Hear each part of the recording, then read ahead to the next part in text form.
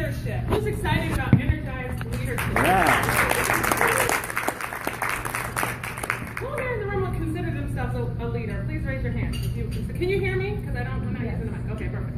Okay, so our objectives with tonight's discussion is to talk about how to be a motivated and energized leader, how to engage your volunteers, how to align your efforts with the mission of your organization.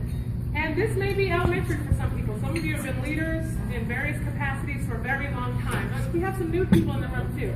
So what I'm going to ask of the leaders is participate. We want this to be interactive. We want you to share your obstacles, your success stories, what has driven you over the years that you've been in leadership, in hopes that you can help someone else. Is that fair? Yeah. Perfect. Okay.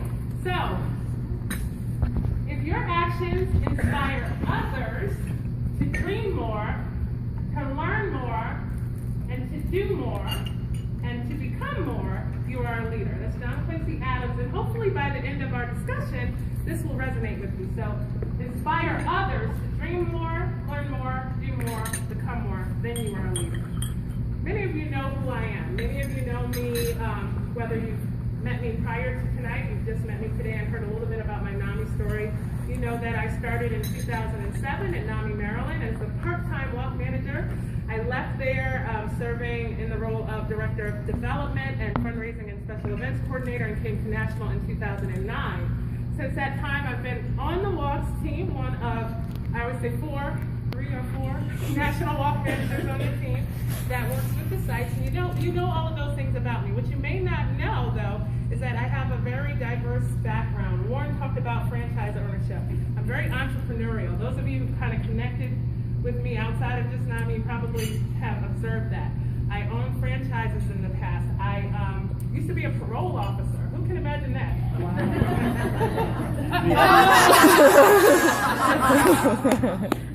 I worked as a licensed vocational rehabilitation consultant.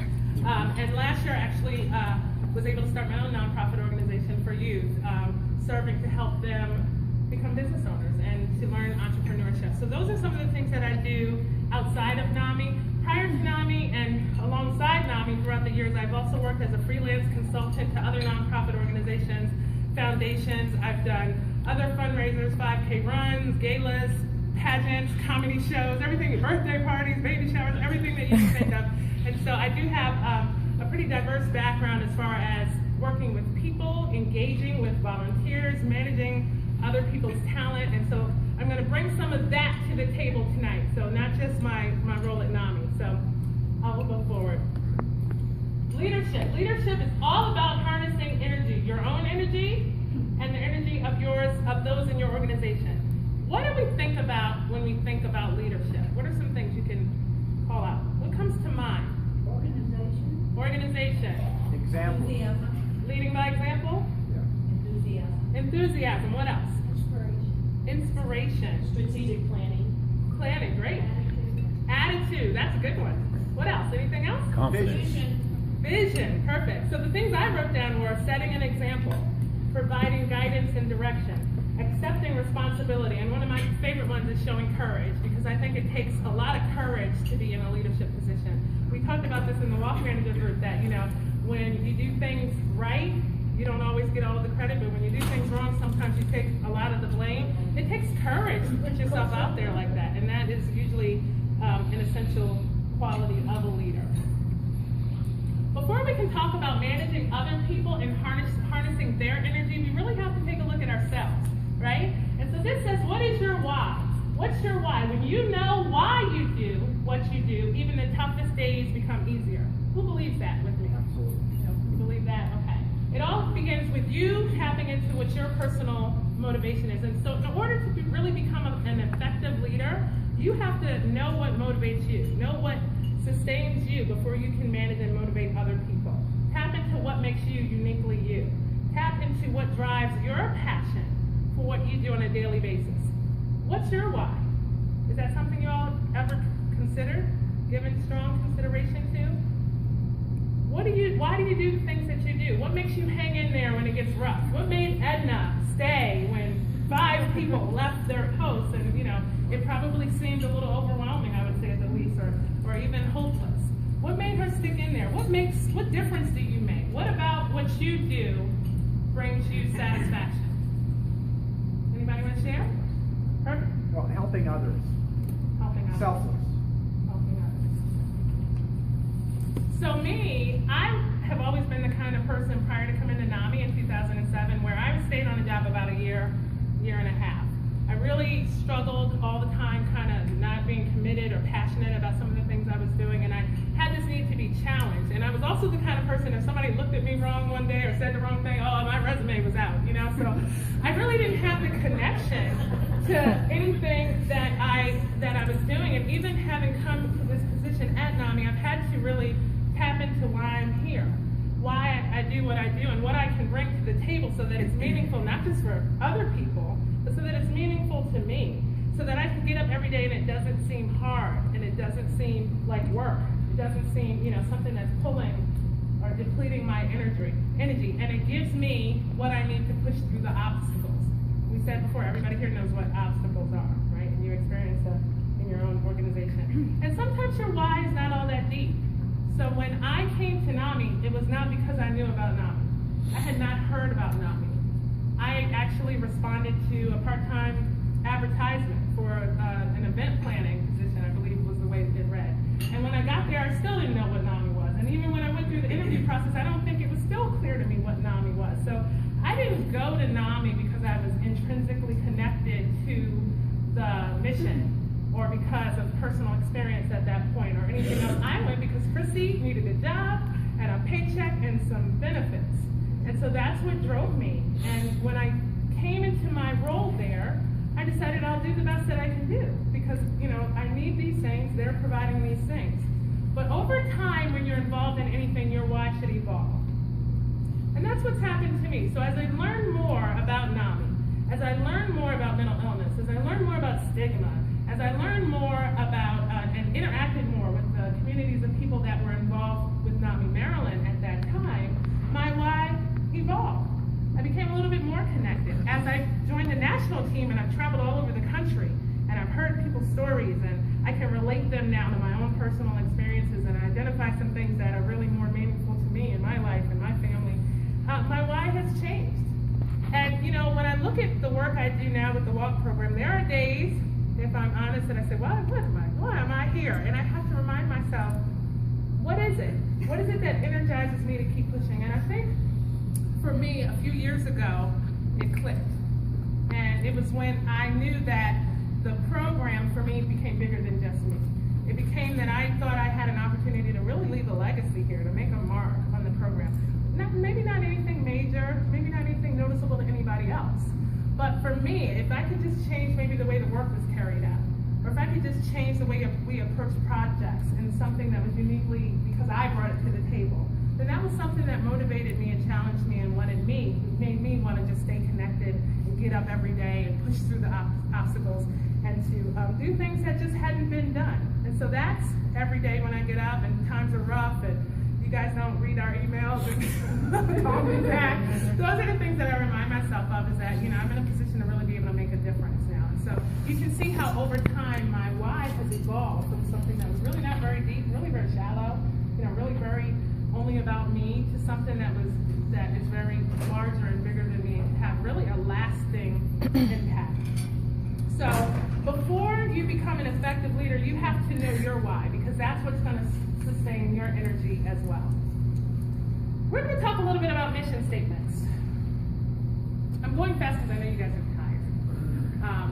How many people here know their organization's mission statement? Okay. Everyone in the room needs to know your organization's mission statement, and hopefully it's something very short.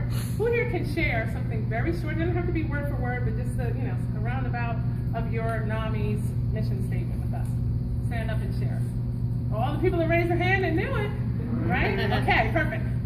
NAMI Waukesha shares the hope of recovery with individuals and families affected by mental illness through support, education, and advocacy. Okay, you guys hear it? Good one. Support, education, advocacy, the hope of recovery. Those are, you said more, but those were the major points.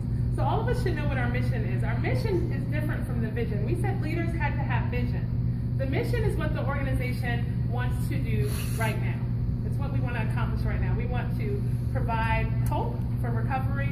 We want to provide support, education, and advocacy. The vision is different. The vision is what? Who can tell me? Where do you want to get to? Where you want to get to? Where do you want to be in the future? Where do you want to be? Where do you see the organization down the line? The funny thing is that the organization drives the mission. Can you change the mission of NAMI Waukesha? Can you change the mission independently? Probably not. The organization typically drives the mission. The leader drives the vision. And so that's why when different leaders come and go, sometimes the vision can change very drastically. Usually the mission stays the same because some people see bigger, some people see smaller, some people see way beyond what other people think is possible. So it all really lies on the shoulder of that leader, but the mission typically does not change. A leader can have impact, power, and influence, though, over the vision. Anyone have any questions? Anybody have a vision for your NAMI organization that you can share with us?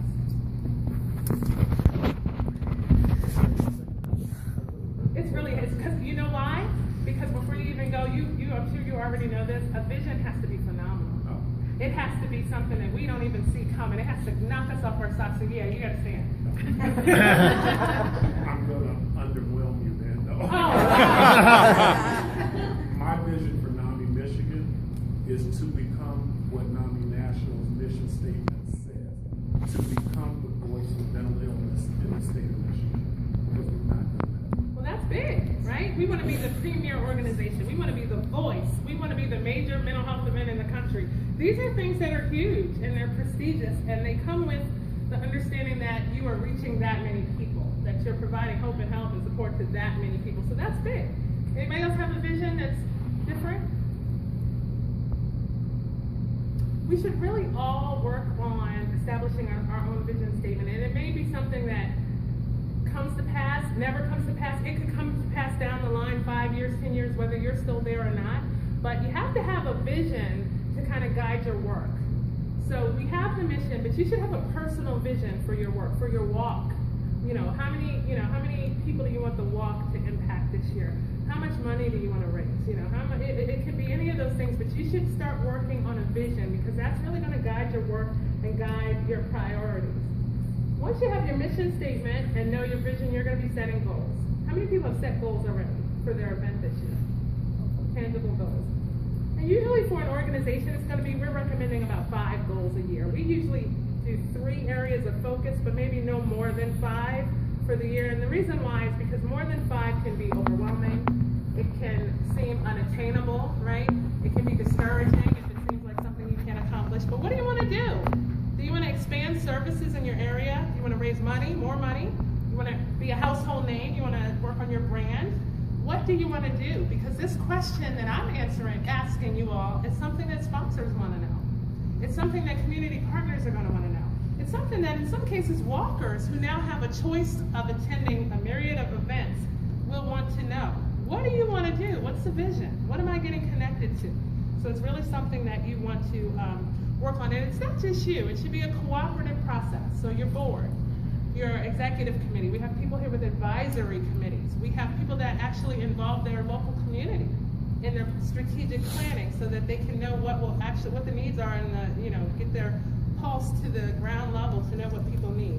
And then you want to make sure that those goals directly support your mission. Any questions? What happens if they don't support your mission? What'd you say, Jim? Just quit, you go home. What? Is he an energized? That is so energized. This can happen. People set goals all the time that are in direct contradiction in what the mission of the organization is. And my advice is, if you're in a position of leadership and there are goals being set and you're at the table and they don't directly support the mission, eliminate them. Do everything you can to eliminate them. Because really, if it doesn't fit in the direction the organization has stated they want to go, why spin your wheels? Why do those, take attention and manpower toward those activities? We do, NAMI Walks, we do team calls, and we get feedback from the field all the time. And you'd be surprised at some of the feedback, some of the things the field wants to do. But when they're not aligned with our program, when they're not aligned with the walks, then we don't do them. And that's part of our protection of our brand and where we've said we want to go with the walk program over the next 3, 5, can be difficult because leaders really want to do everything, right? If you're a motivated and energized leader and ideas and creative things come your way, you want to tap into them and tackle them. And so you really have to strategically decide what gets your attention and be willing to say no, that doesn't fit, no, we're not going to do that. That's not in the direction we stated or agreed on that we wanted to go. Does anybody have any examples about how you're currently working toward identified goals at your organization that you can share? Anyone? After the walk, Carol and I, our manager, sat down and kind of went over things like on the walk. We identified what we wanted to do versus we wanted to more actively engage in the community, how people come out to use it as a way to increase knowledge about our services and also to raise more. Perfect. Anyone else? Yep. One of our challenges in Utah is that one of our community partners is having their recovery day the same day with us, and there are a number of walk events throughout the month of September. So for us, my priority will be, how am I going to make this event different than others? How are we going to shine more? I mean, it is competitive, and we need to go beyond what we can do. So we have a lot of ideas, and we're going to try them, like inviting some known people from Utah that live outside, like inviting Marie Osmond. I don't know if you guys know who she is, but Down the street. She's right next door at Bell. So, and that really all depends on what your goals are. Right. If when you set out your strategic goals for your walk this year, one of them was to focus on attendance at walk day, then that's certainly how you should spend your time and be competitive. But if your goals focus more so on growing people that participate, meaning between now and walk day, or growing revenue, or growing awareness, then that might not be something we would devote a whole lot of attention to. So that's something definitely work with our team to help you prioritize. I mean, all of those things are definitely priorities, growing the numbers and growing the revenue, and see if we're gonna do even better, this fall. But as far as everything else is concerned, that is my number one priority. How are we going to shine? How are we going to be different than everything else that is taking place? So someone else. I think for our organization, we're working on long-term partnerships, community partnerships, which translate into higher revenue, bigger attendance, developing and cultivating those relationships. They have a tendency to come back in force, and it also translates into bigger membership and greater programs and more programs in the communities. I think long-term community partnerships covers in that one thing. If you focus on that, it kind of spreads into other areas. And so you've sat down and made those top level goals for your event this year. Yes, Yes. I'm only the walk manager, but I think diversifying the individuals that attend the walk, I think is huge. We had a mixed crowd, I must say, this year, from different groups, a diverse group, mixed crowd. And so it was, to me, that was important, because before in Tarrant County, Fort Worth, when we say NAMI, everybody puts NAMI and NAMI, but now you go into different parts of the city and people at least have heard of NAMI. And another thing, this wasn't my doing, but it just happened that way. We had 4 members from the board resign, and I had already targeted young potential board members, and now we have young, diverse new board members. So one of the things that we're all going to do tomorrow when you have breakfast with your national walk manager, you're going to kind of revisit the goals for this year for your walk. You're going to have some input in them where you can help set them with us, or if you've already set them with us, you can help review them. And then we're going to talk about prioritizing, because if it's important to you, you'll find a way to do it. And Edna's our true example of that from last season. How many people have ever been assigned to do something you didn't really believe in? And when that happens, you don't give 100% to it. You can't bring your best self to those kind of things. So that's why we set priorities. We have to decide what's most important. So we're going to have goals, but of them, what's most important? What should we work on first? I did some consulting work for a foundation, and they did really great work in the community, but the head of the foundation was the type of person, we had a fundraising plan and an event plan for the year, who anytime something popped up, okay, we're going to do this, okay, we're going to do a dinner night, we're going to skate, we're going to paint, we're going to speak here. It was, anytime something came up, it was a distraction and a diversion. And when that happens, how can there be any kind of fidelity to the goals you set? Or how can you really be effectively working down your priority list?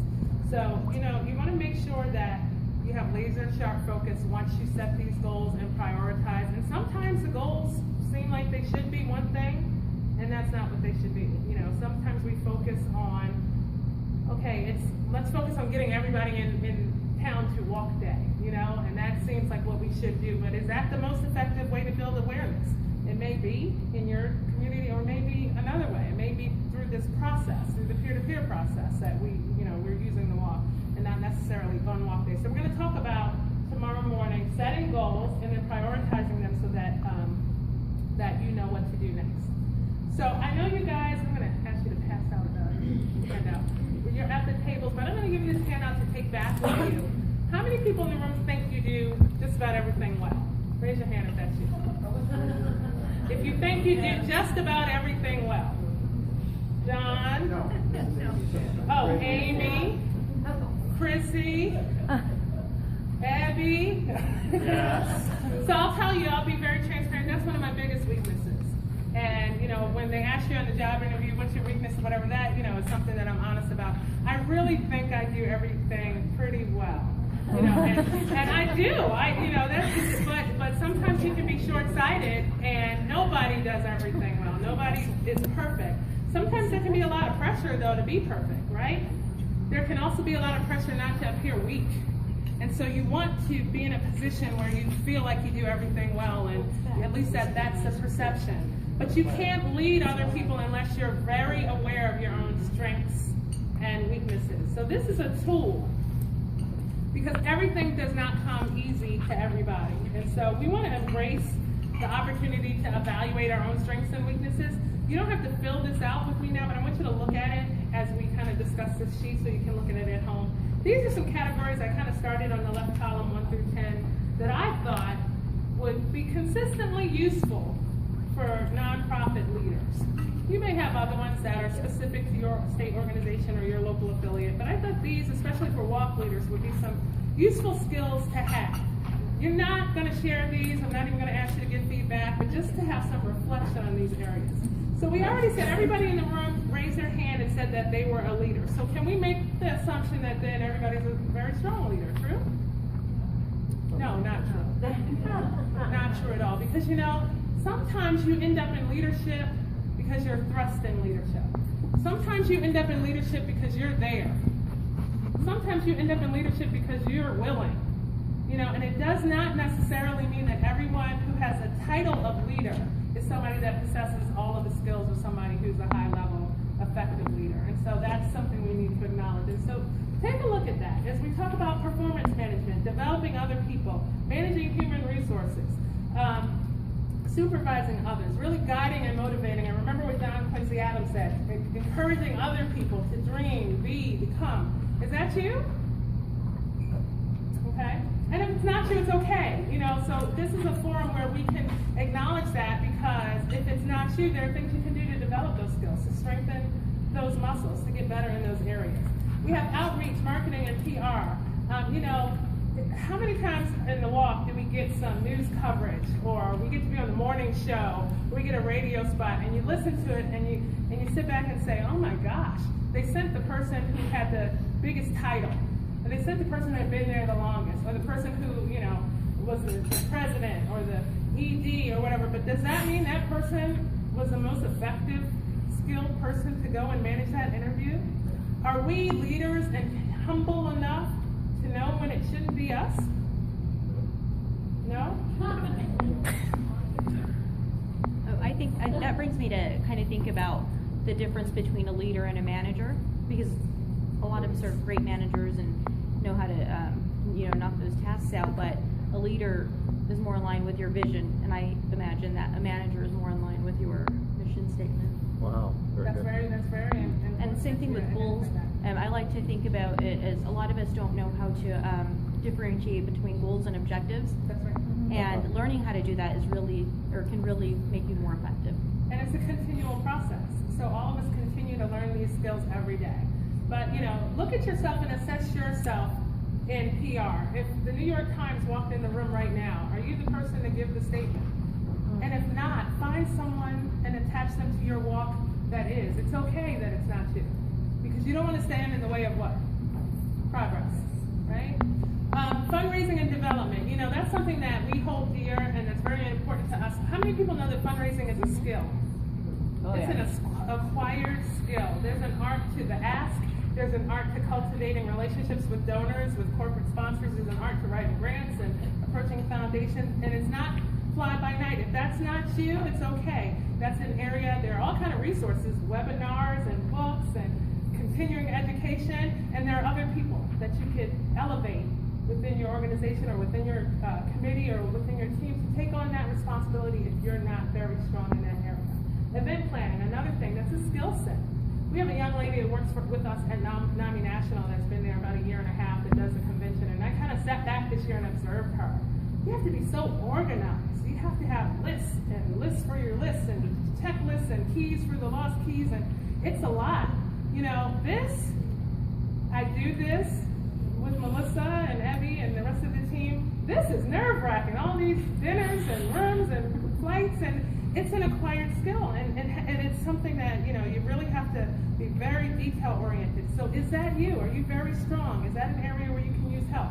Because now we're building the basis of our list of needs, of support from volunteers, from other people within the organization, based on where you stand.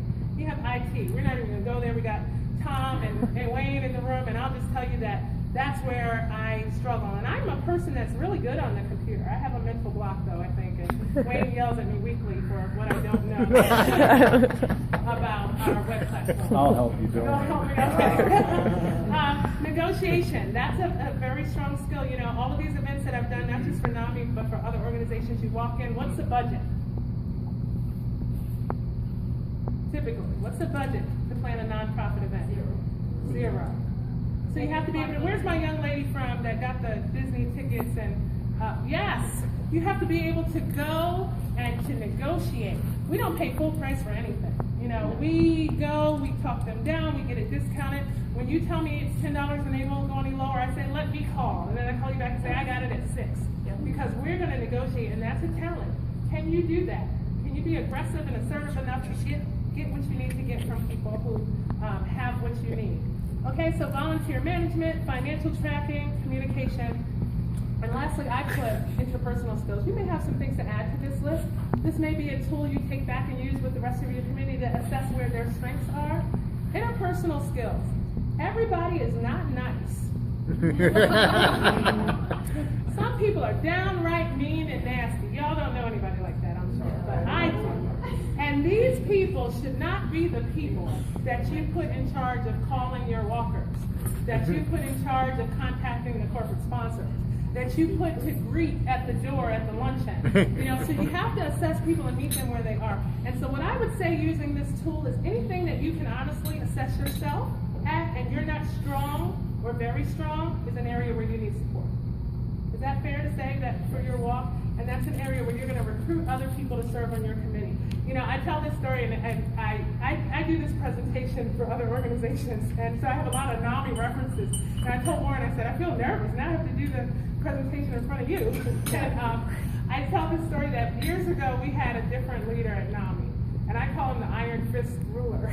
And that's because at one point we had a discussion with him about the walk program, and he said, you know, nobody comes before the program. And he pounded on the desk, and I was pissed. Lauren?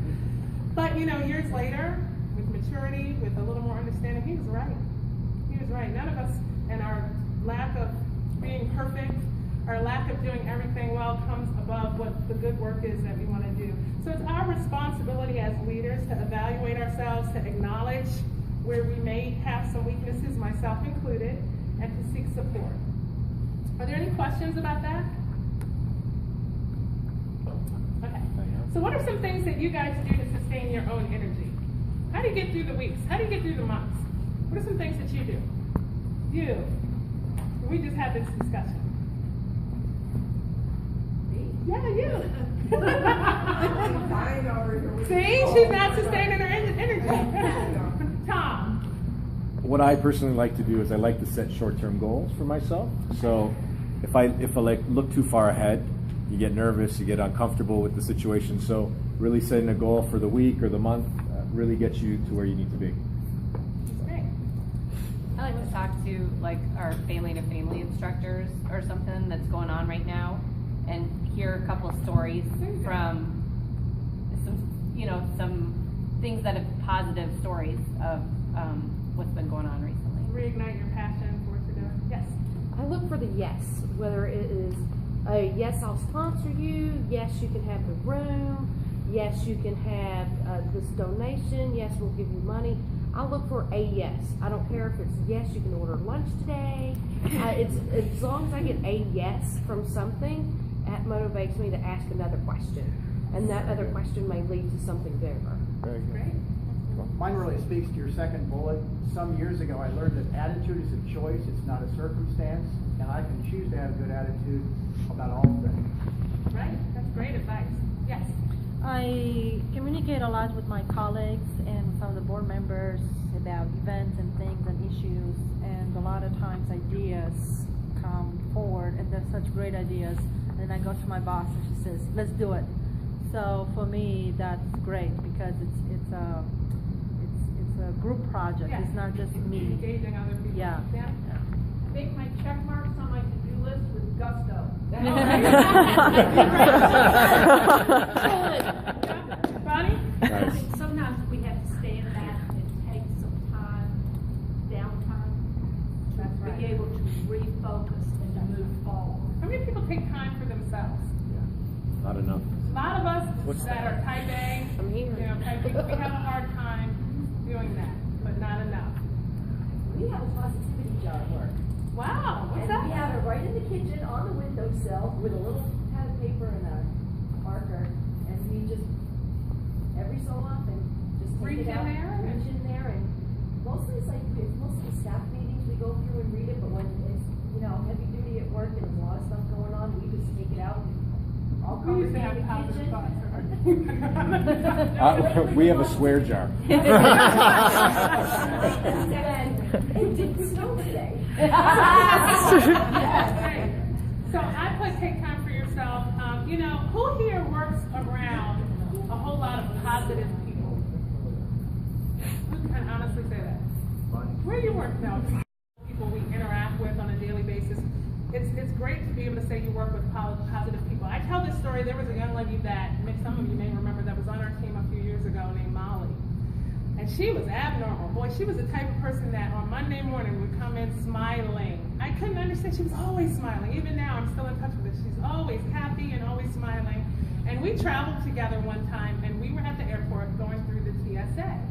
And I don't know, she said something to me, and I laughed, and she was already smiling. And we got pulled aside. We got snatched out of line. We got patted and probed and swiped, and I was like, I couldn't understand what was happening. And so we endured that, and I said, oh my God, why did that happen? And she said, it happens to me every time. And I said, what? I couldn't believe it, but what I realized is that being happy is not culturally accepted. Smiling and being joyful and speaking to people that you don't know and being someone that's loving and kind, that's considered abnormal, a threat to society. So when you do have those kind of people around you, latch onto them. But even more important than that, if you want to be the leader, be that person. Force yourself. I'll tell you, when we said avoid energy depleting people, I have to be very careful because energy is transferable. We believe that, right? So a lot of people, you'll see me, I struggle with this. I come to your events, and sometimes I'll just sit quietly at the table. I know I should be networking, but a lot of times before I present, I have to preserve the sanctity of my energy because I could touch the wrong person or somebody say something to me and then I'm thrown off. So avoid those kind of people. How many people have heard the analogy of the giraffe and the turtle? Nobody? Okay, good. This is a good one. So anyway, not everybody's going to share your vision. We agree with that, right? So, a turtle is a turtle. It's low to the ground. Its vantage point is very much limited. It can see what it can see around itself and in front of itself on its level. Giraffe is very different. A giraffe stands tall. It was given a 50, 60-pound heart. And the reason is because it has to pump the blood up the 10-foot neck.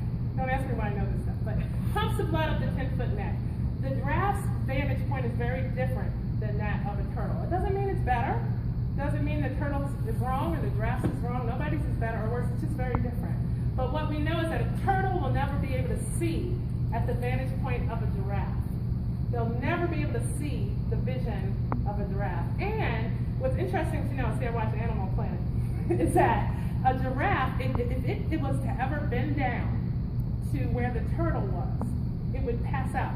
It would fall out unconscious because the heart can no longer pump the blood to the brain up the neck. And so what we learn from that is some people are built to be tall.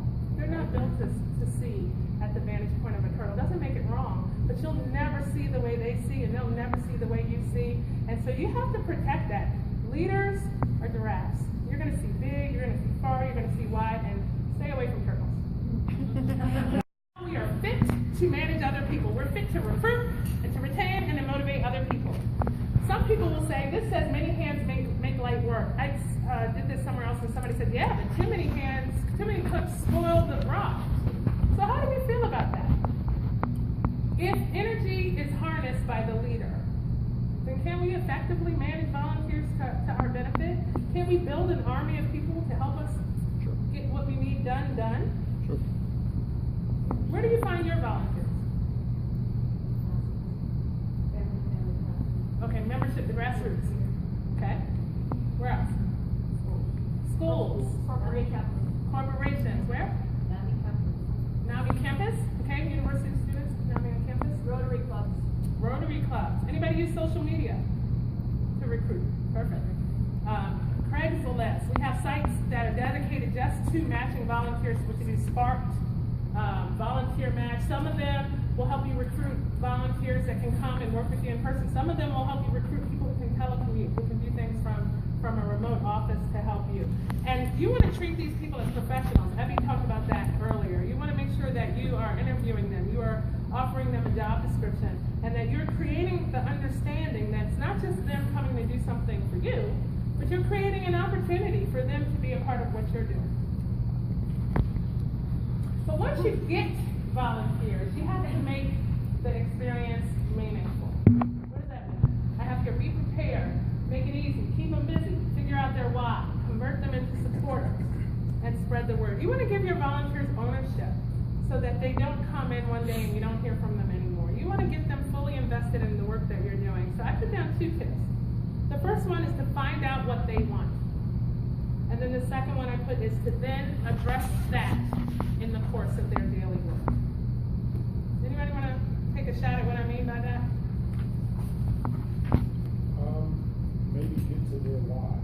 Get to their why.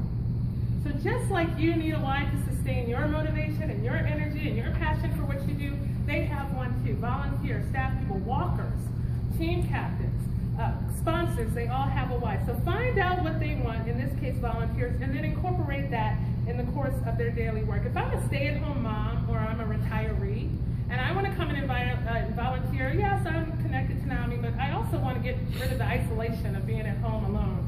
And you come in and stick me in the coat closet stacking water, that doesn't solve the need that I had. That doesn't sustain me. That doesn't fulfill me or satisfy me. If I'm a student at university, NAMI on campus student, and what I really want is professional experience. I want to have something to build my resume. I want to learn something under you. And you come in and all I do is make copies. You put me on the copy machine to make the copies for the kickoff organization. They want to share their personal story. They have one. That's what has connected them to the organization, and they want you to give them the platform to do that. So yes, they can come in and fill up the balloons, but can you feature them in the newsletter? Can you put them in an e-blast?